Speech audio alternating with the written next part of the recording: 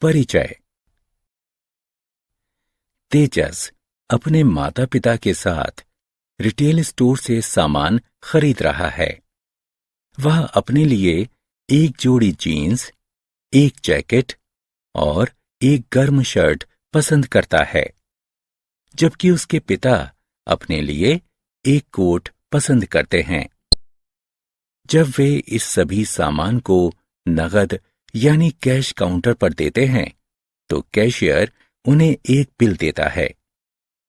तेजस के पिता वह बिल रख लेते हैं और उसका भुगतान करते हैं।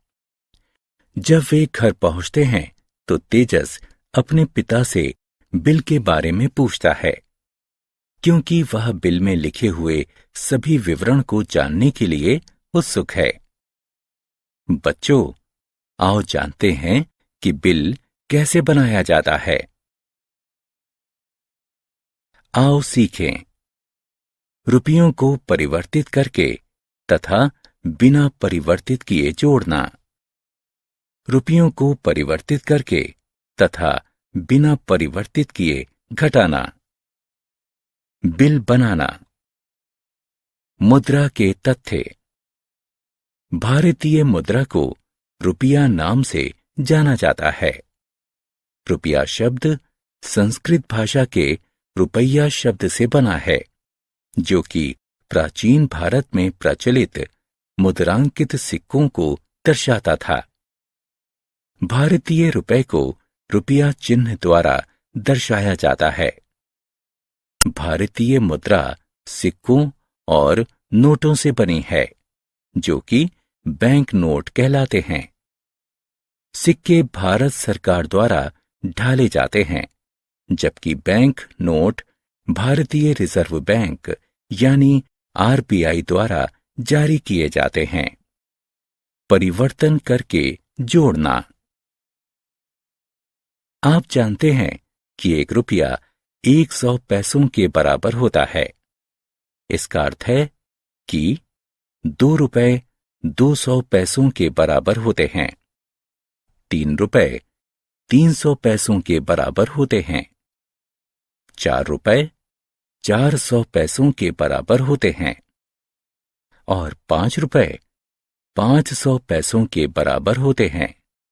इसलिए 1 रुपए 25 पैसे, 100 पैसे और 25 पैसे अर्थात 125 पैसों के बराबर होते हैं। इसी तरह 1 रुपए 50 पैसे 150 पैसों के बराबर होते हैं। 1 रुपए 75 पैसे 175 पैसों के बराबर होते हैं और 2 रुपए 75 पैसे 275 पैसों के बराबर हैं। इसलिए 2 रुपए 75 पैसे 275 पैसों के बराबर होते हैं। इस परिवर्तन के आधार पर चलो अब धन का जोड़ करते हैं। आओ हम 2 रुपए 50 पैसे और 3 रुपए 50 पैसे को जोड़ते हैं। 2 रुपए 50 पैसे 250 पैसों के बराबर होते हैं। 3 रुपए 50 पैसे 350 पैसों के बराबर होते हैं। इसलिए हम 250 और 350 पैसों को जोड़ते हैं, जो जोड़ने पर 600 पैसे होता है।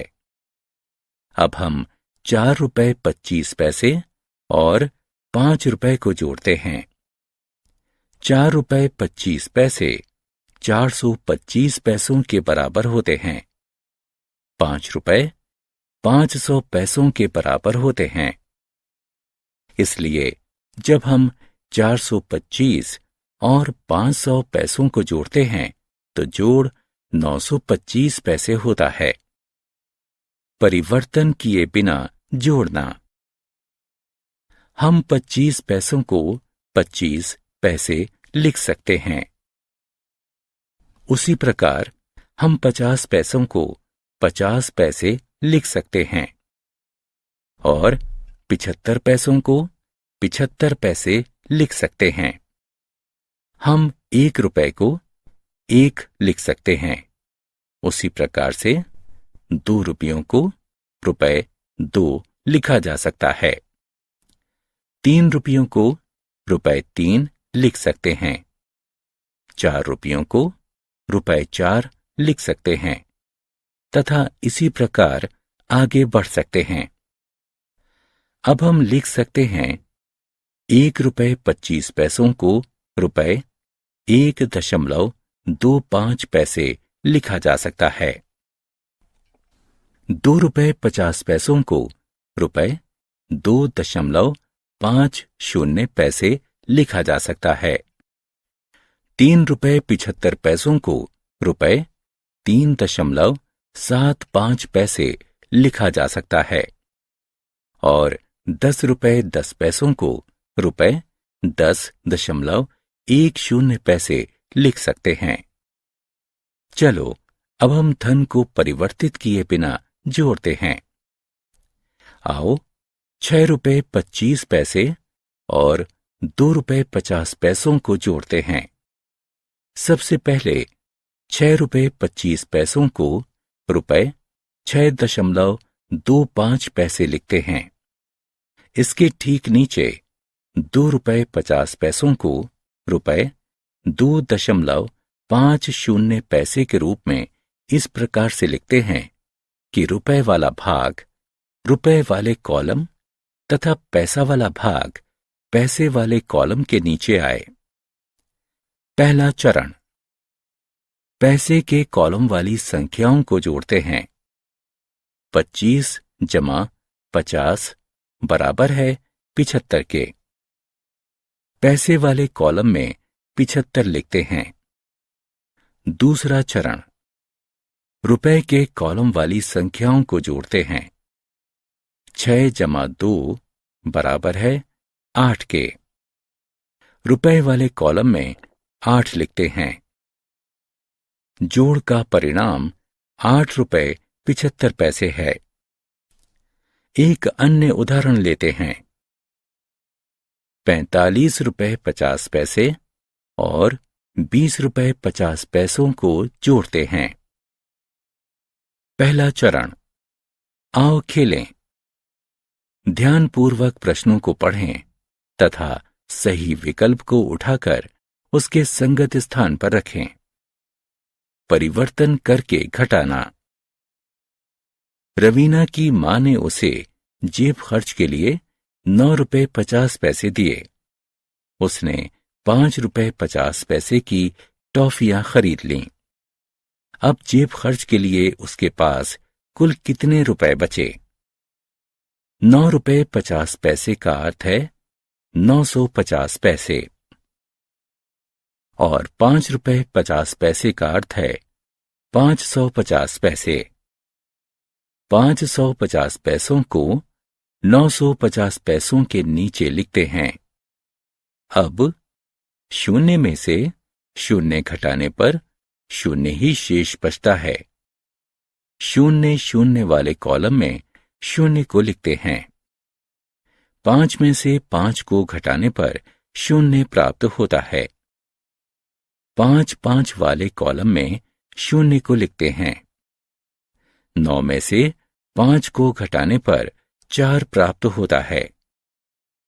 9 वाले कॉलम में 4 को लिखते हैं। इसलिए रवीना के पास कुल 400 पैसे अर्थात 4 रुपए बचे हैं। परिवर्तन किए बिना घटाना। चलो अब हम ये सीखते हैं कि ₹8.75 में से ₹5.25 को कैसे घटाते हैं। पहला चरण, यहां ध्यान दें। ₹8.75 को ₹8.75 लिखा जा सकता है। दूसरा चरण, इसके बाद ₹5.25 को ₹5.25 के रूप में इस प्रकार से लिखते हैं कि रुपए वाला भाग रुपए वाले कॉलम तथा पैसे वाला भाग पैसे वाले कॉलम के नीचे आए। 75 में से 25 को घटाने पर 50 शेष बचता है। तीसरा चरण, पैसे वाले कॉलम में 50 लिखते हैं। 8 में से 5 को घटाने पर 3 प्राप्त होता है। रुपए वाले कॉलम में 3 लिखते हैं, अतः उत्तर 3 रुपए 50 पैसे होगा। आओ खेलें। प्रश्न को ध्यानपूर्वक पढ़ें तथा सही उत्तर का चयन करें। बिल। आप जानते हैं कि बिल क्या होता है? बिल कागज का एक ऐसा टुकड़ा होता है जिसमें किसी दुकान से आपके द्वारा खरीदे गए सामान का सारा विवरण होता है। इस विवरण के अंतर्गत खरीदे गए सामान का नाम, उसका मूल्य तथा कुल मूल्य दिया होता है। बिल बनाना। आओ अब हम सीखते हैं कि बिल कैसे बनाते हैं। रमीता ने 2 पेंसिलें, 2 टॉफियां, 1 गेंद और 1 किताब खरीदी। रमीता के लिए एक बिल बनाते हैं। पहला चरण, सबसे पहले हम 4 कॉलम बनाते हैं जिसके अंतर्गत वस्तु, प्रति वस्तु मूल्य, रुपए और पैसे लिखते हैं। दूसरा चरण, वस्तु वाले कॉलम के नीचे विभिन्न वस्तुओं के नाम लिखते हैं। तीसरा चरण, प्रति वस्तु मूल्य वाले कॉलम के नीचे पेंसिल, टॉफी, गेंद और किताब के सामने 2 रुपए, 1 रुपए 25 पैसे, 5 रुपए और 10 रुपए लिखते हैं। चौथा चरण, 2 पेंसिलों का मूल्य 4 रुपए है, इसलिए रुपए वाले कॉलम में 4 लिखते हैं तथा पैसे वाले कॉलम में 0 लिखते हैं। 2 टॉफियों का मूल्य 2 रुपए 50 पैसे है, इसलिए रुपए वाले कॉलम में 2 और पैसे वाले कॉलम में 50 लिखते हैं। 1 गेंद का मूल्य 5 रुपए है, इसलिए रुपए वाले कॉलम में 5 और पैसे वाले कॉलम में 0 लिखते हैं। 1 किताब का मूल्य 10 रुपए है, इसलिए हम रुपए वाले कॉलम में 10 और पैसे वाले कॉलम में 0 लिखते हैं। पांचवां चरण, पैसे वाले कॉलम में संख्याओं को जोड़ते हैं। 00 जमा 50 जमा 00 जमा 00 को जोड़ते हैं। इनका योग 50 पैसे आता है। अब रुपए वाले कॉलम में संख्याओं को जोड़ते हैं। 4 जमा 2 जमा 5 जमा 10 जोड़ने पर कुल योग 21 रुपए प्राप्त होता है। छठवां चरण, अब नई पंक्ति बनाते हैं। प्रति वस्तु मूल्य वाले कॉलम के नीचे इस पंक्ति में कुल योग लिखते हैं। रुपए वाले कॉलम में 21 रुपए लिखते हैं। हमने क्या चर्चा की? रुपयों को परिवर्तित करके तथा बिना परिवर्तित किए जोड़ना, रुपयों को परिवर्तित करके तथा बिना परिवर्तित किए घटाना और बिल बनाना।